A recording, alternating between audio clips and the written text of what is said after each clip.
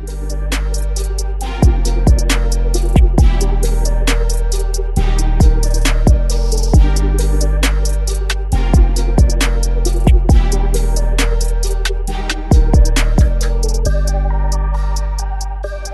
to the Flow Sub Only podcast. Yes, we're back, and I have some exciting news for you. I'm proud to welcome a new official co-host, Ben Moore. Ben, welcome to the podcast. How are you doing today? Good. Thanks for having me. It's great to have you, man. I've been doing this partially solo for a while, so having someone to bounce ideas off of and discussions off of is going to be a lot of fun. I'm going to spend this first episode talking about you, kind of introducing you to the people who already listen and the new listeners that are bound to hop on board. So let's talk about you first. We can do let's do off the mats. Tell me about your hobbies, your business, ABG Creative, and what you do. Yeah, thanks for having me. Honestly, I love listening to podcasts a lot, and I had one for a while. So in the past with a bunch of friends. So yeah, being on another podcast, being a co-host is going to be super fulfilling for me, and hopefully I can add some value to you guys over time. But yeah, I honestly been doing photography. The going joke has been I do three things pretty consistently in my life, and that's jiu-jitsu, beer, and photography. And I went to my 5-year reunion, high school reunion, 10-year and 15-year, and I just said the same thing. They're like, "Oh, what are you doing?" I'm like, "The same three things as last time: beer, photography, and jiu-jitsu." Just hopefully I'm better at all of those things. Well, if you find exactly what you like, then you might as well stick with it. I think that's the best way to go, and I hope that when I talk to people, I'm helping them find something like that. But at least on the mats. But when I'm off the mats, I do photography, videography, websites. I have a degree in videography. Which didn't really come into play in 2010 until Instagram, social media really blew up a few years after that. So became a photographer after I got my degree, and people were like, "Oh, do you do video?" And I'm like, "Oh, funny story. I have a degree in video. No one knew because no one needed it." Right. And now video is like at the forefront of everything.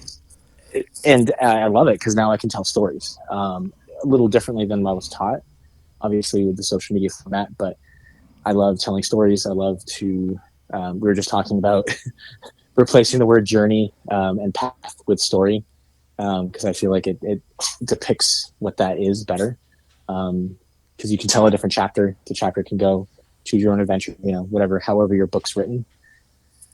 But yeah, off the mats, I do primarily those three things. I work for myself. I've worked for a lot of small businesses in the past. I don't quite thrive in a corporate environment as best as probably most people do, but I think that's a lot of entrepreneurs in the market are not really corporate people. I love working with corporations, don't get me wrong, but if you put me in a cubicle, I'd probably go insane. I know exactly what you're talking about. I basically have the opposite path, which a lot of people know, but I was in the corporate world in the car business for 26 years straight from the age of 16 to 42. At 18, I got into sales and then finance and then management. And you're right. The corporate world, like I think I was cut out for it, but it was stressful and sad in some ways because a lot of corporations just can't get out of their own way with red tape and layers of management and poor decision making, and it's regardless if you're a $1 billion company, you're still not exempt from that, which is crazy to me. I think it's more for me a lack of humanity in a lot of big corporations. Like I love the ability to grow an entity, a company to from nothing to small to medium size, and then work its way up if that's possible. But I think when you get bigger, it's, I don't know, there just lacks humanity. And there's so many layers of bureaucracy of people. Yeah. And I think that's really it for me. Like I love to working directly with people. I love meeting and exceeding expectations of friends and people who I work with. So when it comes to an entity of a corporation, it's like such a odd entity to encapsulate. Like I love telling the entity story, but I don't want to be in their cubicles Right. 8 to 10 hours a day. Yeah. Unless it makes sense. Obviously, there's scenarios where like some corporations are awesome, but like I've not seen those in Maine yet that fit my needs. Oh, But well, that's the exception, not the rule, right? I mean, there are incredible companies out there, and then there are some that are successful despite shortcomings. So I guess it's just like I anything else. I love saying "prove me wrong." Right. Like nothing's fit me so far. Prove me wrong. Yeah. No, that's fair. So So photography, videography. So what are some of the projects that you've done either lately or, anytime in the past that you're most proud of? great question. I let's see. Normally, my weekends include going out and shooting beer events, or if there's no beer events, trying to spend as much time with my wife because a lot of weekends are taken up by working. So if I have something off, I'm usually hanging out with her. But um, lately, I went up to Bath. There's a event on the water there by the Maine Maritime Museum. I think hosted by this town of Bath and a cannabis company local to that city. But it was a pretty nice time. But those are sort of the things I go to on often, or projects like that. Shooting events like that, getting the atmosphere and the aura of what's going on, photo, video wise. There was like a band on the water. It was beautiful, amazing weather. Yeah, just like what you would expect with an awesome event like that in Maine. That sounds amazing. But yeah, total family friendly. You know, especially the time of year. Like as soon as summer's over, people I think uh, uh, kind of assume that a lot of the summer activities, the community activities are over. But like when I see those fall and winter beer fests, I'm like, there it is. I love it. Yeah, yeah. What's the biggest event that you've been a part of? Biggest in attendance or biggest like publicity? Like largest amount of effort to put together, and most extravagant on your end, the tech side that you had to manage. I think one of the biggest projects I've been a part of is back in 2017. There was, and some people might remember this, but there was a thing that the Maine Brewers Guild made called the Maine Beer Box. And it's, imagine taking a 40-foot shipping container that, if you drive by Commercial Street in Portland, you see them stacked up on the water. Yeah. You take one of those that's refrigerated, and they chopped off one side of it and put 78 individually regulated beer taps and just one side. And each individual tap could be like adjusted to have nitro, different pressures for different kinds of beers, lagers, ales, low pressure, high pressure, everything. And what they did was they took that box and put, I think, roughly 100 kegs of Maine beer, shipped it to Iceland, and hosted a beer fest of just Maine beer and a couple of collaboration beers with Icelandic breweries on the Iceland coast. And it was breathtaking, unbelievable. It was awesome. Made a lot of friends internationally there. But the effort that it took to record the making of the box, the behind the scenes of like who came up with it, and then having my photos be featured in the Boston Globe, New York Times, like all these crazy, because it was like unheard of at the time. So I'm like, yeah, and I've been working with the Guild for many years, and it was just so crazy to see like that project come to fruition. And since COVID, the box has been sort of not a profitable venture for the Maine Brewers Guild, so they've since sold it. But given the fact that beer fests weren't really happening for the first couple of years of the pandemic, but Right. And just having it sit and the maintenance cost of that was just so much for the Guild versus like what they were bringing in. So yeah, it made sense to sell it. But during that time, we went to 3 countries in 3 years, and it was like the coolest project that It took sounds so much. incredible. That's really. But the build up too was crazy. Like I had drones, I had everything. Like I tried to get footage of as much as I could, both the construction of it, and then in exchange, once we hosted that beer fest in whatever country we went to, they emptied out the kegs. They would sell them to the bars and pubs that would be a part of the fest and everything. So they would spread out Maine beer love across, the city. and then they would fill it with Icelandic kegs, and then ship it to our state, and then host an Icelandic beer fest after. Wow. So it was this like exchange program of craft beer and culture. It was super cool. That whole culture to me now, like I'm not ingrained in it like you are, but it seems like a very cool culture because everybody sort of brings their own thing to the table.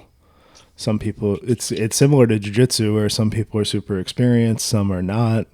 They all have a Yeah, slightly different product, and a slightly different like love for what they do. It's kind of cool actually.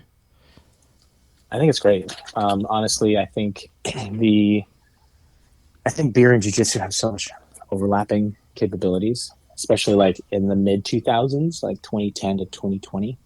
I think there were two industries that saw the similar growth and similar methods. And if you were in both, you kind of were in the heyday of both in a lot of ways. It's kind of fun. Yeah. No, that's very cool. So what three countries did you go to? We went to the first one was Reykjavik in Iceland. Um, since then, I have so many friends that I still visit Iceland almost every year since then. So yeah, it's roughly 9 years next year. Uh, the year after 2018, we went to Leeds, UK. So north in the UK, just by like we flew into Manchester. It was about an hour, hour and a half drive from there. So um, yeah, Leeds is right around York. Quick train ride to York from there. Oh, okay. Leeds is kind of like a college town. It felt like Portland, but just much bigger. And then the third year, we went to Halifax, Nova Scotia, which was I would say quick, but that depends on who's driving. 10-hour drive from Portland to Halifax. Yeah. Beautiful drive too. This was in August. So the first one in 2017, we had our own beer fest in Iceland, and the second one in 2018 with Leeds, we kind of collaborated with an already existing beer fest in Leeds. And what happens is that beer fest takes over the town hall and all the catacombs because like England is like so much cooler and so much older than we are.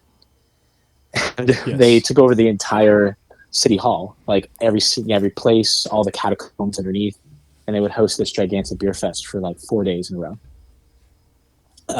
It was really cool. And so our box was dropped like on the steps of City Hall there. So just like photographic capability, like just the opportunities there were just crazy to get Yeah. like this big City Hall with a box in front of it. It was awesome. That's really cool.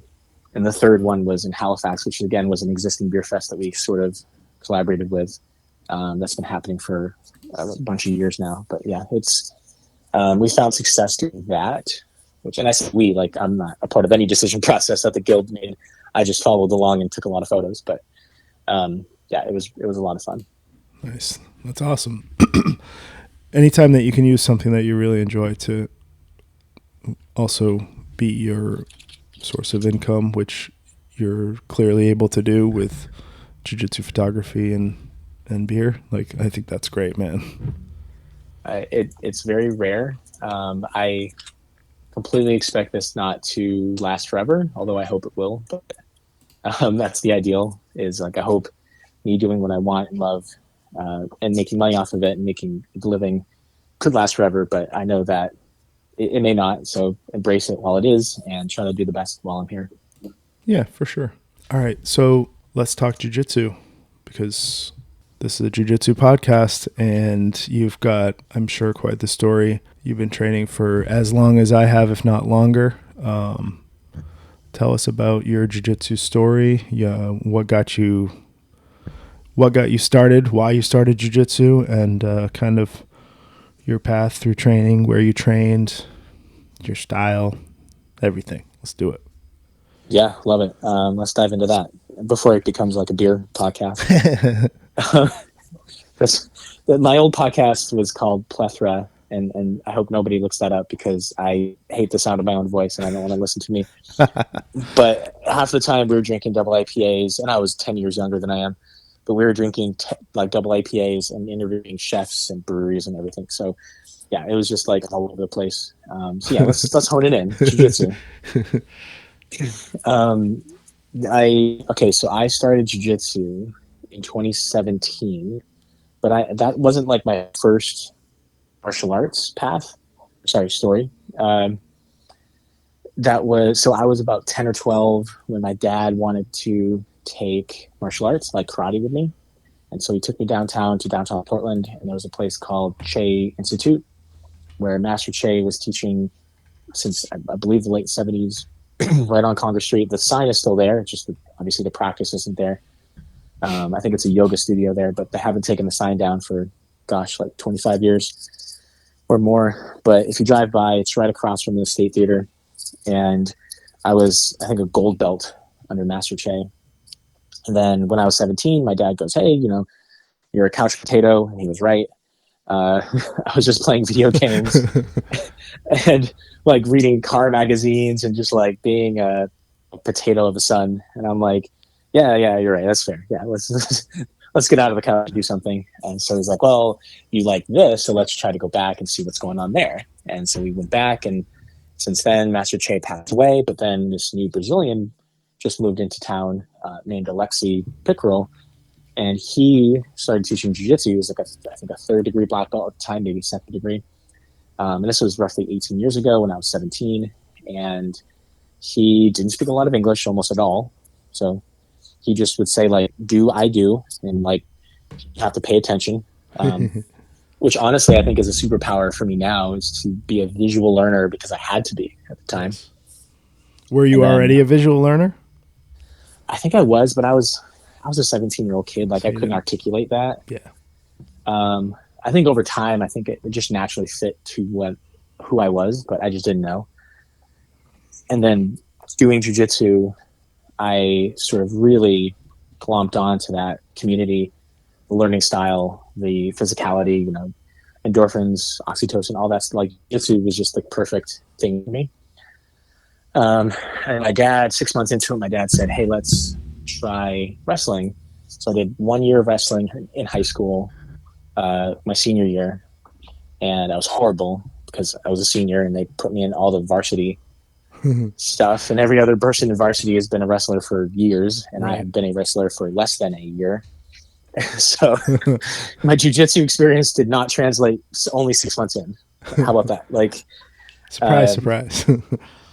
yeah, maybe if I was a purple belt, blue belt, maybe, but I barely knew what an armbar was at that time. And so putting me into a wrestling mat room was super productive for I think, my physicality. Like I immediately got into the best shape of my life doing wrestling. And I love the team mentality. So I always have a soft spot and a love for wrestling in the back of my brain at all times because I feel like those guys are bred differently.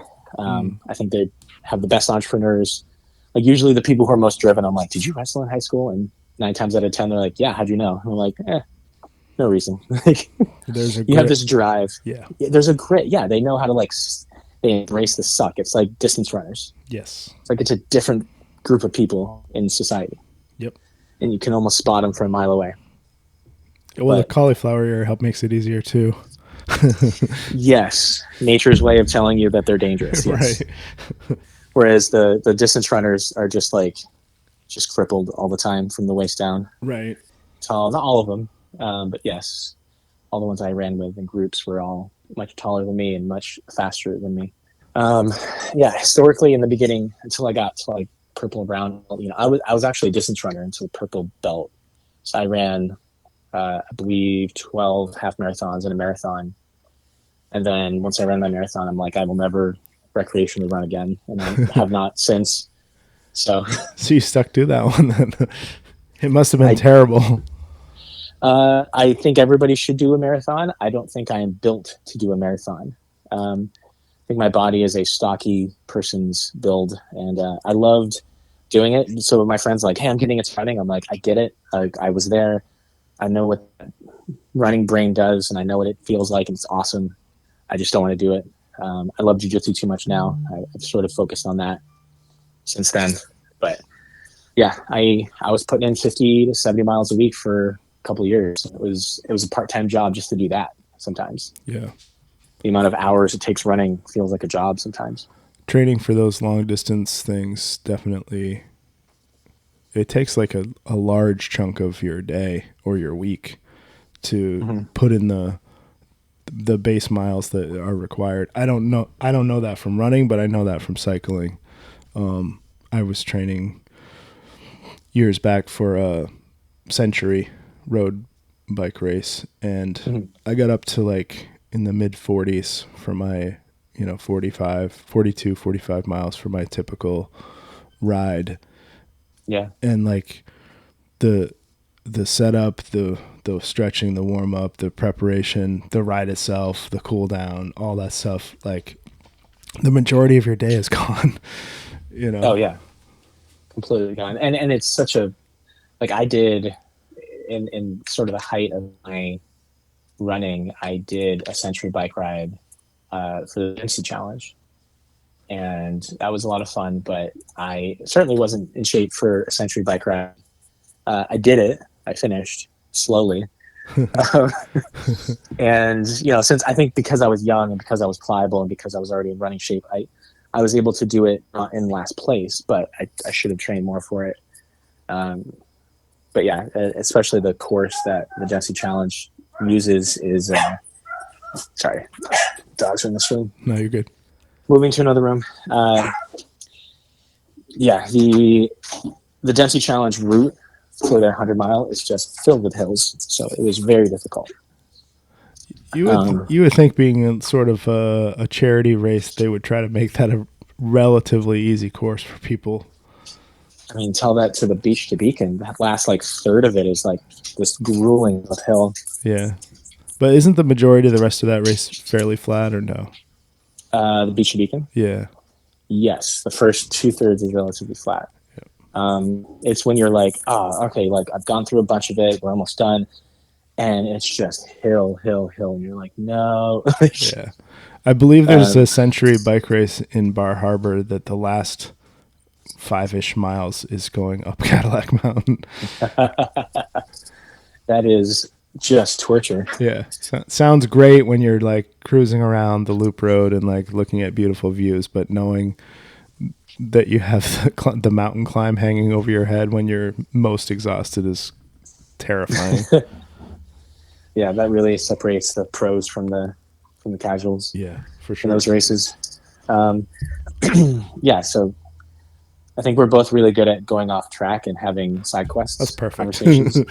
But let's honing it back into jiu-jitsu So for a minute. 2017, Alexei Pickerel, Mhm. Portland, Scarborough area. 2007 is when I Oh, started. seven. So Sorry, seven. Yes, no, it's okay. I 18 mean, years. Jeez. 18 years. I can't believe I make the joke this year. I'm like, yeah, my jiu-jitsu can be drafted into the army.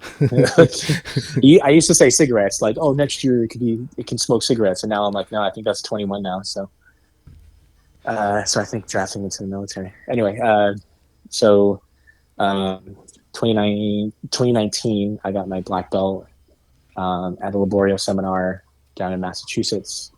Um, yeah, I was never a high level competitor. I was never like competing a ton. I competed probably at every belt at least twice. A couple belts at a couple times, but I was just never.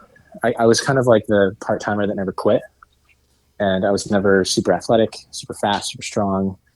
Long, I'm like average, like across the board of like weight, height, strength, speed. Like I'm not going to be like the like flexibility. Like I am the average person in a room. I'm a medium shirt size. I'm the first size shirts that get sold out in every event. Like it's there's nothing remarkable about me except for my mentality and perhaps my like ability to stay in something for longer than you can.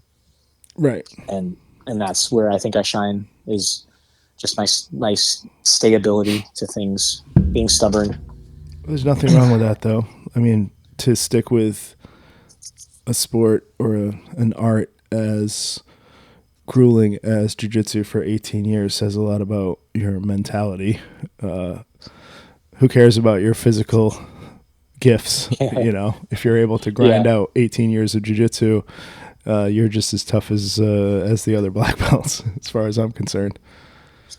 Oh, thanks. Yeah. I mean, and when our instructor, he can run a really tough practice, but Alexi is just as joking and jovial as anybody you see on the mat. So, he kind of wants the room to smile with him in a lot of ways. So I think that's definitely translated to my worldview and my jiu-jitsu view over the 18 years. Mm, Um, you don't want to be a carbon copy of who your instructor was, but at the end of the day, you're always going to have a lot of reflection of who he was over the time that you were raised on the mats by him.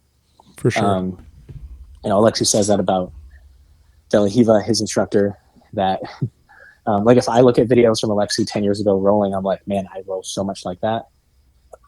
um, it's just, yeah, it's funny when you start to reflect, but yeah, and I'm sure you could say the same thing about your instructor if you see yourself rolling now and see videos of him from the past. Mm, It'd be like, oh my gosh, I rolled just like that. yeah.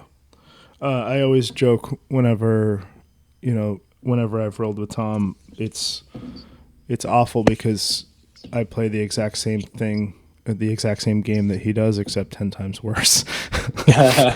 So he knows everything I'm gonna do. He's faster. He's stronger. He is the source of where I learned how to do it from. So in every way, like whatever I do is not gonna be successful.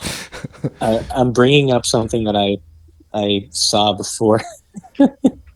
There's a guy called on Instagram called Not Bad Dan, all one word, Yeah. and all of his videos are him washing dishes and talking to the camera. And he does jujitsu, and so a lot of his, and he's a comedian too. He's a stand-up comedian, but all of his videos on Instagram are just him washing the dishes and talking to the camera and like making this like monologue of jokes.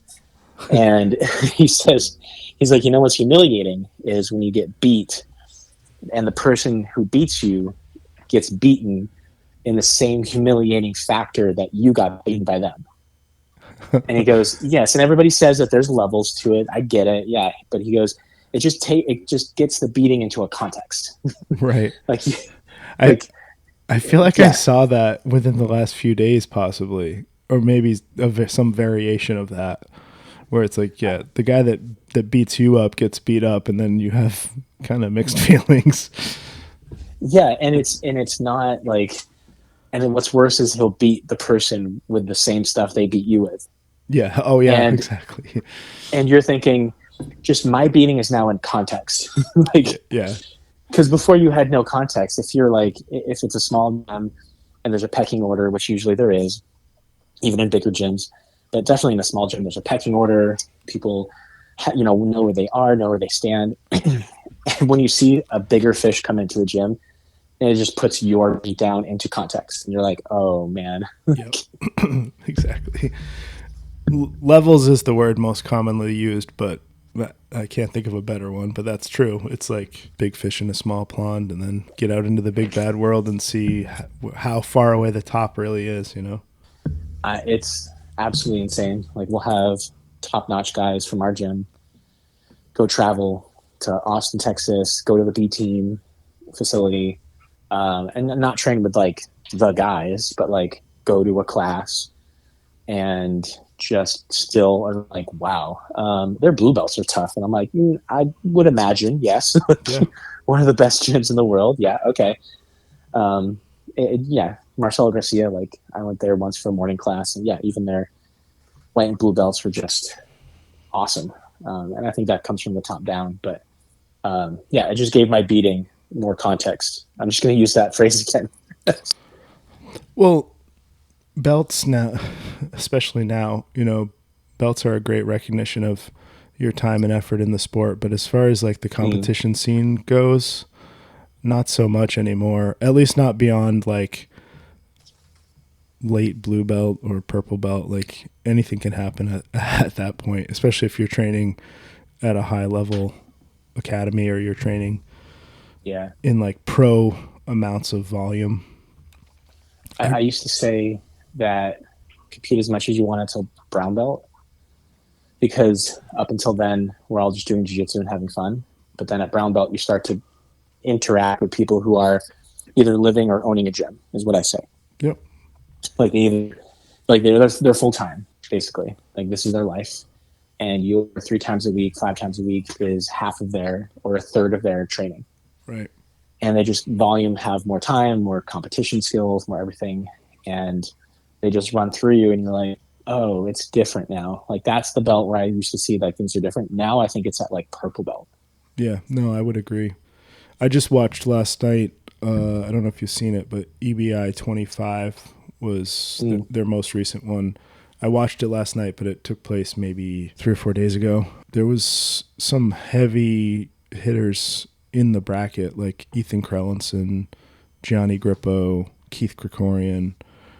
So you're thinking like, okay, this is EBI. Krikorian's, got a good shot. He's a 10th planet guy. He always does well at EBI. Krellinson's great. Gianni's impossible to submit.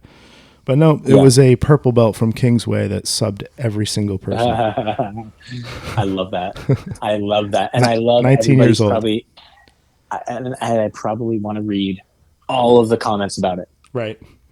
I To had like, never I had never heard of him before, and there was actually two guys from Kingsway, and I think they matched up in the semifinals, and he beat his teammate as well, but he beat Krikorian. He subbed him in less than 1 minute in the finals, which is, ooh, as a ooh. 19-year-old purple belt, that's pretty impressive. that's like, that's like what college you would go to, like just carte blanche of the universities that are going to be like jujitsu universities at that point, like at a parallel Yep. to be like, yeah, you can pick up the litter at that point. Mm-hmm. Agreed. So what do you think? So there was a topic that somebody brought up a while ago to the competition topic, and I think this is exactly that topic. But like MMA didn't used to have pro and amateur; it used to have just like MMA, and like everybody fought if they could. And then it became the levels to that became so much so that the UFC and there's pro, then there's amateur, and every state has their pros and amateurs, and you have to. I don't know if there's qualifications to go to pros or whatever it is, but do you think that jujitsu, as it's growing, is going to have this like pro versus amateur mentality? Because I think it's before, like I can tell one of our, divorced dads, blue belts, to be like, oh, you should compete, and he'll like do pretty well because they'll pair him with somebody his weight, size, and belt. But now, like somebody his weight, size, and belt can be almost a borderline full time competitor. Right. And it's hard to tell my casuals in the gym to be like, oh, you should compete, and they should. But at the end of the day, it's like, oh, level of competition is so much higher now than it's ever been, and I want there to be like a bracket or like a pool of people who are more casual so that they can compete within each other. I don't know. It's kind of a ranting topic here, but No, yeah, I think sorry. that's a fair question. I think some of the bigger tournaments try to do that when they institute, like a Masters One division, or Mm, exact like Grappling Industries. I think does what an executive division, or yeah. a adult, and then there's two others. I forget what they're titled, but it's not, age isn't the only factor, so it's hard to make that be like the separator. Yeah, and I get that they're trying to pair someone who is very similar to you when it comes to a tournament in terms of weight, age, and skill level. But I don't know. Sometimes somebody your weight, age, and skill level is drastically different than who you think it is, Right. and that's more often now than it's been in the past. I don't know, and definitely, if that's ever going to happen, it's not going to happen now. It'll happen if the sport gets 2x, 3x bigger than it is now. But But I think you're right. I think it's closer than we think. You could have theoretically pro and amateur breakdowns of weight classes, or each weight class depending. But then you have mm, things like the absolute division, which if you sign up for something like that, like you're assumed to want to put it all on the line against the best guys. right. So, But how many times have you seen somebody go to absolute and you're like, oh no? well, I'll tell you, me personally, running the flow sub only, I've had probably over the years, I've had at least 6 or 8 or maybe even 10 people the morning of the division that signed up for absolute and came over to me at the head table and were like, I wasn't really fully aware of what the absolute division was. So would you mind taking my name off the list? And it was like the most recent one was like a father and son that were, the dad was probably 40 and he was a white belt, like Yeah. a fairly new white belt, and the son was like 17, 18, white belt, same Mhm. thing. Neither of them were very big, one 155 and 170 probably. So I'm like, yeah, no problem, guys. We can take you Yeah. out of it when you're going against, some of the perennial guys in Maine that are right at the top of the absolute division. Is that'd be a pretty scary proposition for two small white belts. I mean, that's a scary proposition for me half the time, and I Yeah, train with them. yeah, I train with most of these guys. yeah, exactly. Like if you said go against Mike Sear at his most competitive state right now, I'd be like, no, I'm good. Like he is just way far in advance more of a competitor than I am right now. Like strength, speed, natural athleticism. He's brown belt. He's got his skills Size. there. Size, yeah, He's he's a like couple weight classes above a me. lean 245 probably. Yeah. So like I understand, but my other side of that is, man, I want both the tournaments to make money. I want that to be a business that like can be profitable. And if all of a sudden everybody's just a high level competitor, you're either pricing out or you're like wedging out people who can't compete that in that way. Right. Um, so I want the tournaments to make more money so they can do more tournaments because I might make more money shooting them. So it's a win-win-win for everybody.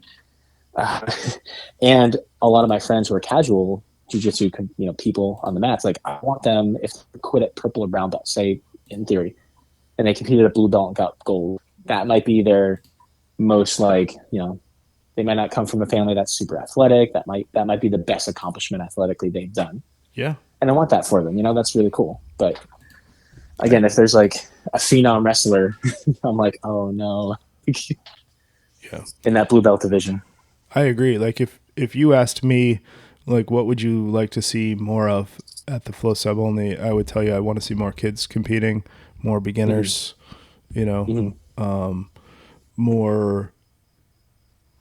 I'd love to see, and I would put the division together the moment there was enough, like you just mentioned, separating out pro and amateur. But I would love to put together a division that had over 40 black Mm-hmm. belts or brown and black Yeah. belts in the even in the gi or not, depending on what the demand was. But like knowing like it's only going to be black belts, it's only going to be guys over 40. There's not going to Mm-hmm. be some insanely huge savage purple belt who's going to come in and rip your ACL out. It's going to be a bunch Yeah. of guys who either probably they own a school. If they don't, they've been training at the same school forever. It's just your run of the mill, like solid, tough veteran black belts. I would Mm. love to put that division together. It would be super fun. That reminds me, we used to do this black belt rotating like Friday afternoon training session where it was at 11 on Fridays. It happened for about a year or two. And it would, rotate gyms, brown and black belts only. Typically, most of the people on the mats were like gym owners or just like, casual black belts. Like there weren't a ton of high level competitors. There were a couple, but like not everybody. So you knew like everybody was technical. Anybody can help you with problems because everybody's a brown or black belt in the room. But for me, I'm like, I know I'll get hard rolls. I won't get steamrolled. Right. Maybe a couple people will, but not everybody. And it's one of the hardest working rooms that week that I go to. Yeah.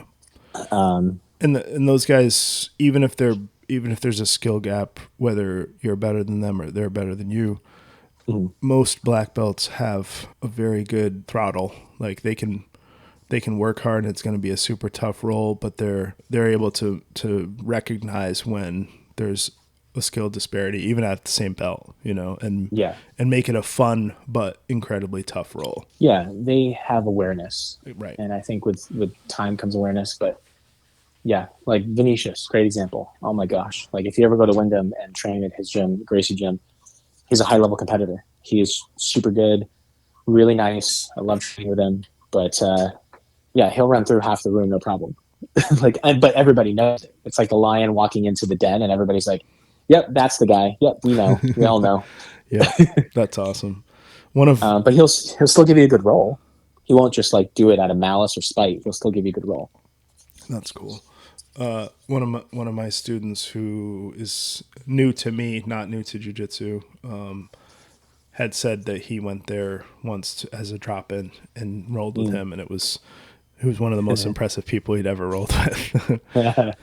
And he's super nice. Like I love Vinicius. He's great as a friend too. Like I love hanging out with him. But man, if I roll with him, I feel like he's going slow mo for him. Yeah, And I'm like, oh, like maybe you should choose some. Like, am I the right role? You know, sometimes in my brain I go, am I the right role for you? Like, do you want somebody else who's maybe younger? Like, yeah, yeah. Has he? When I do events, I'm can just kind of running around in circles for the entire day. Has he been up to one of our events? Because I know his students have. I don't think he has No. particularly. He runs similar to Alexi. He tends to run more of a IBGGF rules based gym. That doesn't mean he doesn't support. You know, he doesn't ban or not support submission only tournaments, because a lot of the students, just like our students, will compete in both IBGGF rule based tournaments and submission only tournaments. But I think he just leans into favoring the rule set more versus the submission only. Nice. And some gyms are just sort of like their overall, I don't know, methodology is that way, you know, to be rules based, keeping track of your sweep points, your pass points, your takedowns, things like that. Versus more submission only gyms, more no-gi focused gyms, definitely a different approach to the sport. Yeah, no, that makes sense. Well, they come from that, you know, that was their lineage growing up, was gi jiu-jitsu, point jiu-jitsu, IBJJF events. So I totally get that, because it is, I mean, you know, it's a drastically different game between sub only and IBJJF style points. And then ADCC is a whole nother animal. So try like describing ADCC style rules to somebody who just full-time competes in IBGGF. They'll get it, but you'll have to explain it maybe 2 times. Like, and they'll get it, but they also won't until they get burned by it. They won't understand the nuances of IBJJF rule set, with initiation playing such a huge factor, and you know, things like that. And then EBI overtime rules. That's a whole different ball game right there. Oh, absolutely. Yeah. You could tell the first couple tournaments I put on, you could tell that the majority of the Maine schools were not properly prepared for the way overtime works. Right. But they're catching up with it for sure. Like, they're starting to, it's becoming less of a factor, I'll put it that way. Like, where they're understanding some of the nuances of how it works and what to watch out for and what to implement, and just little things that make, you know, the rules make the game, and that goes for anything. So I'm a huge strategist. You got to strategize that sort of stuff, man. Yeah. And I think you're seeing gyms like our gym, for instance. We're doing more, like we have Nikolai, Tristan, Austin, a couple guys who've in your sub only tournaments up in Rockland, and they are now doing like EBI overtime rounds. Like at the end of the day, at the end of a class, just to kind of work that muscle in their brain to know, how do you get out, how do you strategize, how do you do this, and it just drives success, because you guys are a tournament that isn't going away. So it's not like they competed once or twice and like, oh yeah, whatever. Like, you're not going away. Right. So if they want to keep going, they have to get better at those rule sets. Yeah. And I'm not saying we'll stay the same forever. I mean, if I had unlimited budget and time, my favorite rules definitely lean more towards ADCC rules, just because I feel like it's a good blend between sub only and IBJJF points, but that would require really talented refs, really talented judges, like usually more than one at each table. And if you have a fan base or a competitive base that has not played that rule set yet, there's going to be a lot more. Contention. Yes. To call certain calls and things like that. Yeah, absolutely. So I feel like this rule set leaves the least amount of things up for interpretation. Like, it's pretty straightforward. You submitted the other guy, that's obvious. You got out faster, or you got a faster submission in overtime, that's pretty cut and dry. There's not much onus falls on the referee other than keeping people safe, which Right. if you have one job and that's to keep people safe, that's good. Yeah, and you see like Top Kent's Route does, they hire out a company through this gentleman called Sergio Pimentel, and he actually staffs referees for not only Top Kent's Route tournaments but other tournaments as well. And he has criteria that his refs have to be like obviously IBGGF certified for referee, but also like other ways. Like he has good standards in what he requires for his refs. And since Top Kent's Route switched to that company, they staff all their tournaments throughout the country through him, and which like takes that weight off their shoulders. Like imagine if you didn't even have to worry about the refs, you just had a company that did it for you. Right. Like that'd be super, like just weight off your shoulders as the tournament director. Yeah, for sure. But yeah, it's interesting. Like, and then you see Grappling Industries with IBGGF plus some rules, Right. like blue belts being able to knee bar and things like that. So yeah, just blue belts everything's being a little able different. to reaping in the gi Yep. at blue belt. I actually, it was a long time ago, but I actually had to, like, I'm not much of a complainer. If a ref makes a decision, it is what it is, right? Mm-hmm. But there was a situation at a Grappling Industries, God, this was at least 5 years ago, but I had a student who was reaping in the gi, with a straight footlock and got immediately DQ'd. Like, I'm like, what do you mean? What? And the ref was didn't speak English well, which is fine. And he was just making the motion for reaping, mimicking the foot coming across the center line. I'm trying to tell him like reaping is legal. And so I'm like, okay, it's fine. I just kind of, 2 or 3 sentences and moved on. But I went to the head guy that was running the show, and I'm like, hey, I just want clarification. My blue belt was just DQ'd for reaping. The sign that you're literally sitting next to right there says that reaping is legal in the gi. Which is it? Just so I know going forward. And he's like, oh no, reaping's legal. Who was it? Just like, Yeah. and literally like ran over to that mat and like gave the ref a talking to and restarted the match where it was stopped. I'm like, well, I mean, didn't need to go quite that far, but it is what it is. I have had, and I should preface this with, I love Grappling Industries. I think they're a great tournament. I think they do a lot of good for this sport. But what I'm about to say is, I've had the most grievances over their tournaments and what the results are, and usually it's based on the fact that their rules are IBGGF based with some other things. Yes. And so with that, their referees tend to get confused about like what actually is allowed or not, because I think they are IBGF trained, which is nice. It's just they're not used to a blue belt being able to knee bar or reap or other things that are able to happen in certain belt levels that aren't allowed in IBGGF. And so, and I'm all for like, you compete in the rule set, train in the rule set you're about to compete in, like make sure you're ready. Yeah. But I've never also had to think about, until Grappling Industries, I never had to think that I hope that the refs are also aware of the rules. Right. That's something you should never have to think about.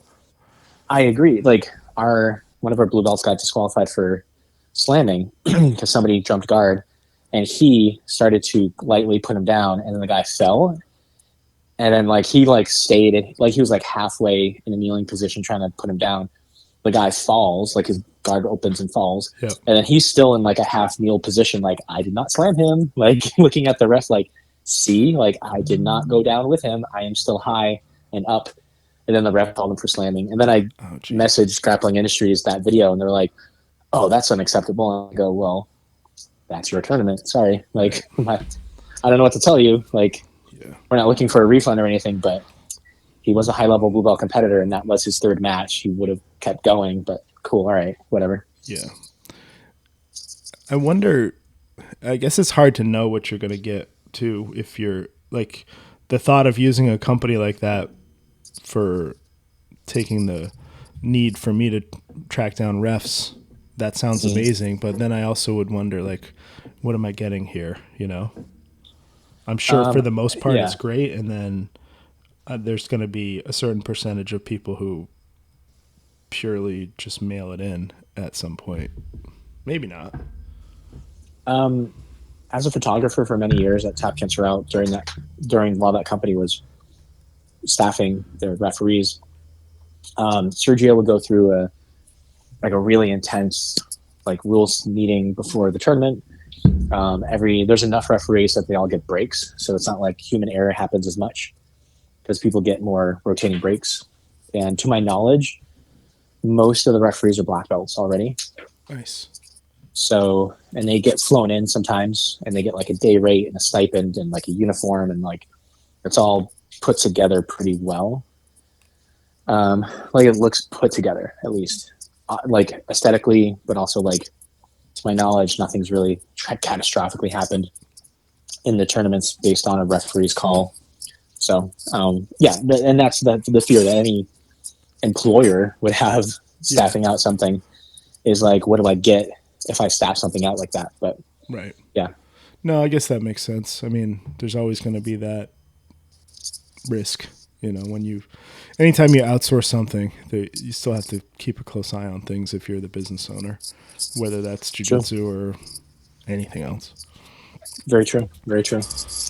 All right. So I'm going to end our first episode with one final question for you.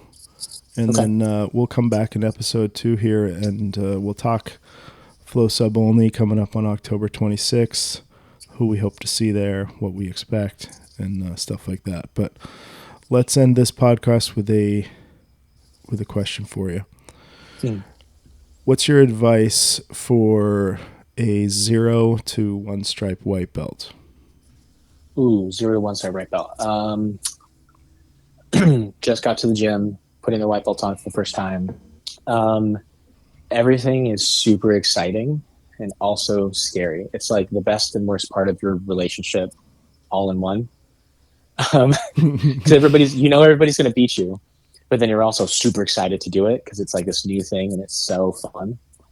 I don't know. I think it's stay open-minded. I think most adults that do jiu-jitsu tend to be a little closed-minded, as just because you're older. Like the older you get, the more it's hard to not open your brain to try and doing new things and moving in new ways and opening your perspective, things like that. So I would say being as open as you can to absorbing information, because it's going to be a lot. It's a lot of information. And you're going to survive. Like that's, unless you're like a D1 wrestler coming in as a white belt, like you're probably going to be in survival mode for most of that. Mm-hmm. And yeah, because the more open-minded you have, the less you're going to feel defeated over being submitted over and over and over again. And the more people want to help you, the more you're open to that, the more that you're going to grow faster, because it all expands in a bubble, not, the room expands together, not like in a vacuum. So it's hard to give specific like pointers, but I would say, have an open mind, especially the older you are, have an open mind, because that's just hard. And hopefully jiu-jitsu rewires your brain to think and move differently in real life. Nice. I like it. Very similar to what I would say. I like it. All right, guys. We're going to come back here for episode 2 next week, and we're going to talk Flow Sub Only. We're going to talk a little more jiu-jitsu competition, and who knows what else. Ben, thanks for coming on. I will talk to you next week. talk to you next week. Thank you so Thanks. much. Thanks.